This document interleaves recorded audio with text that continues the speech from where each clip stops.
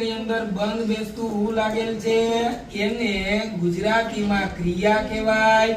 ઈ જ ક્રિયાને ના ની નો કે નું લાગેલું હોય તો એને હેવટું કહેવાય.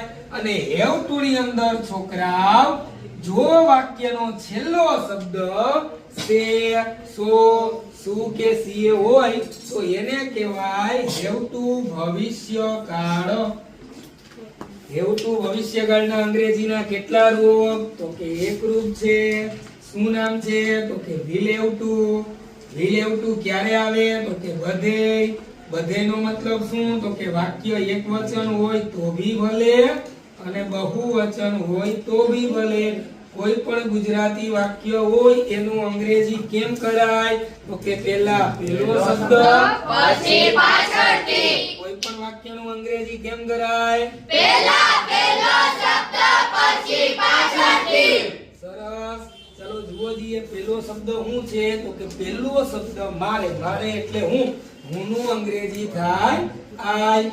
પાછળ ગયા કોણ મળ્યું? તો કે હશે. હશે નું અંગ્રેજી શું થશે? તો કે will have to. સરસ. તો ચાલો આપણે લખ્યું will have to. હાલો ત્યાંથી થોડાક આગળ આવ્યા કોણ મળ્યું? તો કે ભાઈ કેન્સલ કરવાનું, જેનું ઇંગ્લિશ કેન્સલ જ થાય એટલે આ લખ્યું કેન્સલ. ચાલો થોડાક આગળ આવ્યા કોણ મળ્યું? તો કે મારો પ્લાન. મારા પ્લાન ને ઇંગ્લિશમાં કહેશું માય પ્લાન. શું કહેશું ભાઈ? My plan.